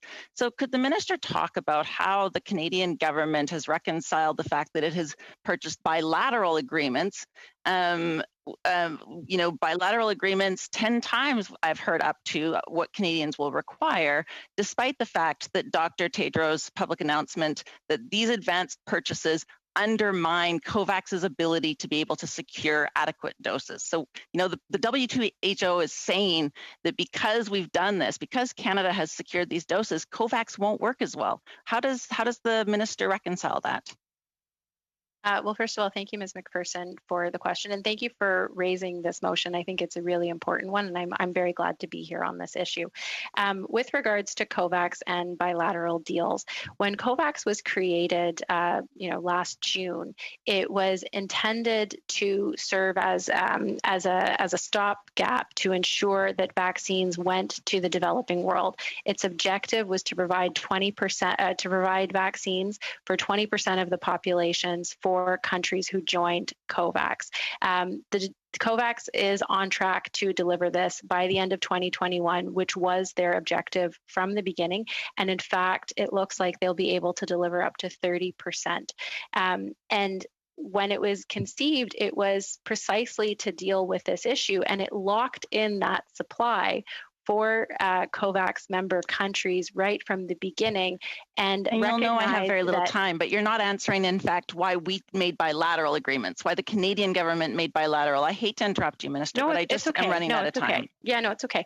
But I was getting there in the sense that so COVAX was always intended to try and protect those doses, recognizing that wealthier countries would be entering into bilateral deals. And so it was trying to protect that supply to provide doses for the most vulnerable frontline healthcare workers in developing countries. Canada entered into bilateral deals because we also, at the time, recognized, back last summer, we didn't know which vaccines were going to be successful. Some of the deals we have are the same as the COVAX vaccines.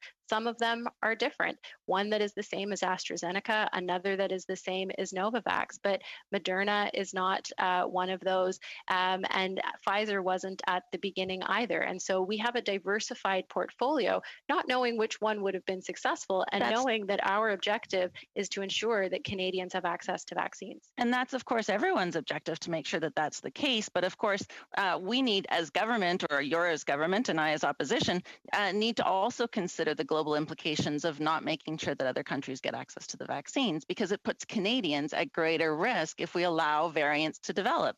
It destroys our global economic recovery if it takes till 2024 till some countries are able to access that 20% piece.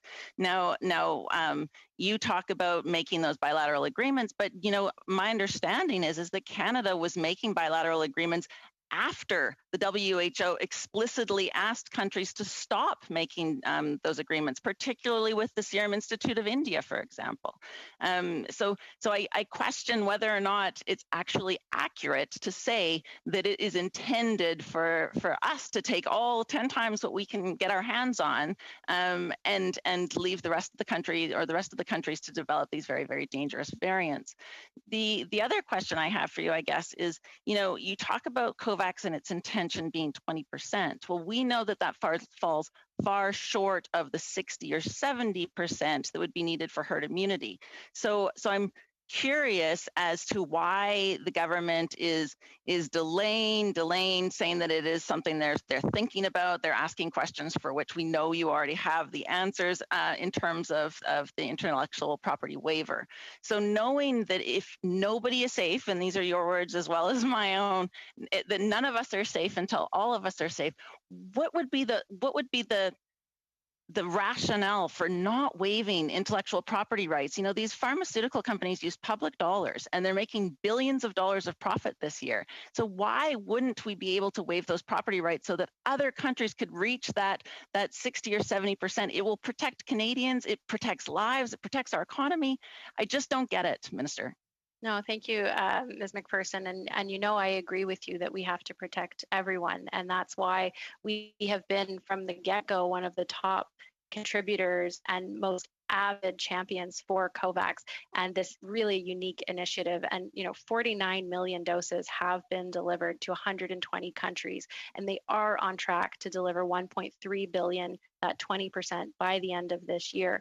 And just on the TRIPS waiver, as I was saying in French, hopefully in French before, is that Canada has not been opposed to this. We have actually been a very constructive player, but as you likely know, the WTO operates on consensus, recognizing that there is a bit of an impasse in the WTO. We've been very supportive of the work of the new Director General, Ms. Ngozi, in proposing a third way, because it partly intellectual property, but a lot of it is also about manufacturing and transfer of technology and knowledge and know-how. And so would you Ms. McPherson, I apologize. We'll have to leave it there. Support the TRIPS waiver? Ms. McPherson, I'm sorry. We'll have to leave it there. Time is up. I now turn the floor over to Mr. Chung, please, for 5 minutes.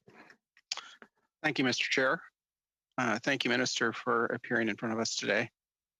I'd like to highlight a small developing country to build on what Ms. McPherson was talking about, to illustrate through comparing and contrasting why the concerns that she and others have raised are so relevant to the whole COVAX issue. St. Vincent and the Grenadines is a very small country in the Caribbean. It has only about 100,000 people. It's not large enough to have its own full embassy here in Canada. It has a consulate general in Toronto. And it was recently hit by the eruption of volcano La Soufriere, which continues to wreak havoc over St. Vincent and the Grenadines, as well as some of the neighboring Caribbean islands. The government there estimates that they need hundreds of millions of dollars to rebuild. Over 40 centimeters of ash have fallen down into that community. The UN has put a call out for some $30 million in emergency assistance to help the poor residents struggling with this natural disaster. Governments like the United Kingdom government have given over $1.3 million in Canadian aid to the island. Over $1.3 million Canadian in aid to the island. And so in that context, it's really difficult to jive that with Canada's use of the COVAX facility. You know, the COVAX, as you know, the COVAX Advanced Market Commitment provides access for vaccines to countries like St. Vincent and the Grenadines. And to date, they've received 24,000 doses from that facility. Canada has taken 317,000 doses out of the COVAX facility. Canada, a developed country, one of the wealthiest countries in the world.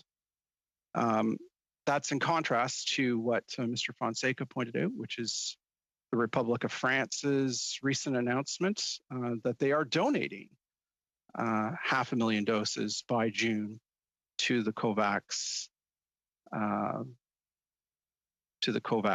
facility. So, you know, in that context, I think that's why we are raising concerns about how Canada has utilized the COVAX facility.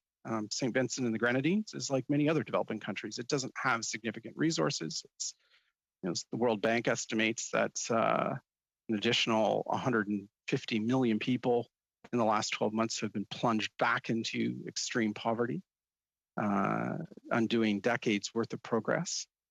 And so, you know, it really seems to me that the government's mismanagement of vaccine procurement has really led to the situation where, as a G7 country, we are taking advantage of a facility that other advanced countries are not, that was primarily intended to assist those people in the developing world.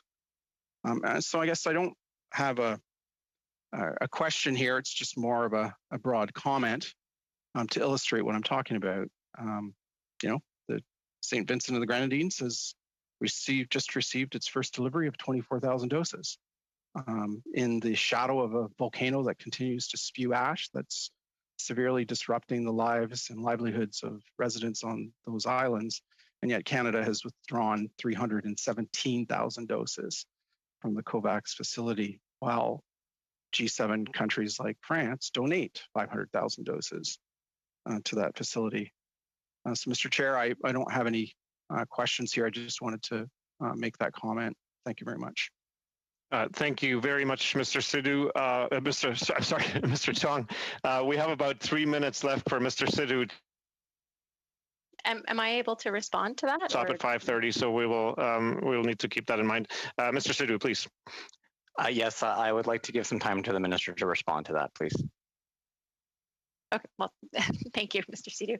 And you know what, thank you, Mr. Chong, for raising those important issues. It is exactly for that reason why Canada contributed $325 million to COVAX.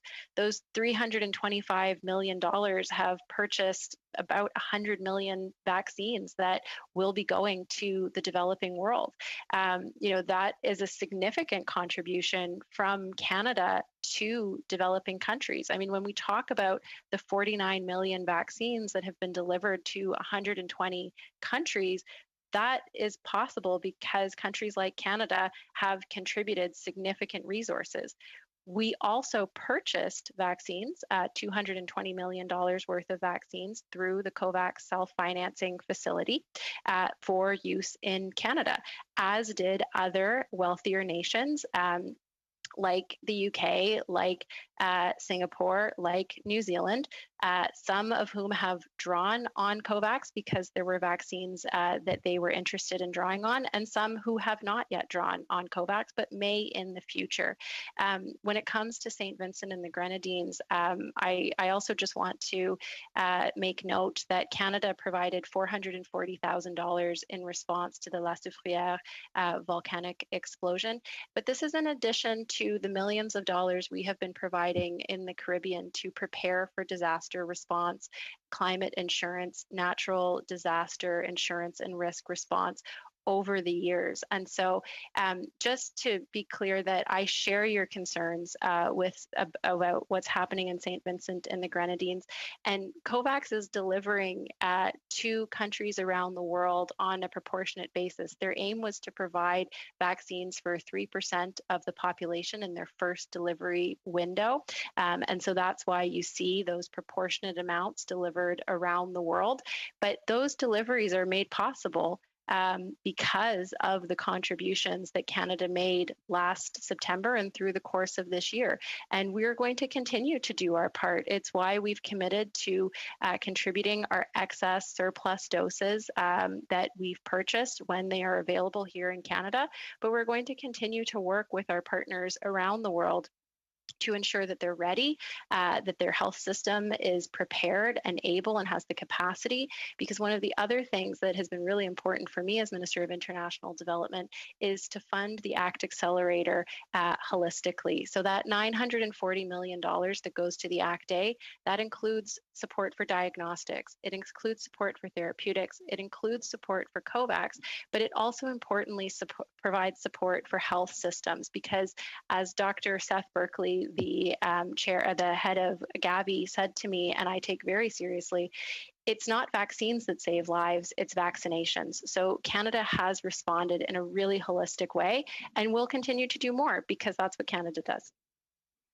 Minister Gould, thank you so much for being with us today, both on estimates and on COVAX. Colleagues, on our collective behalf, I'd like to thank the Minister and her team for their service, for everything they're doing to make our world a better place. And with that, we will stand adjourned until our next session. Merci beaucoup, chers collègues. Everybody, please keep safe. Thank you, colleagues. Thank you.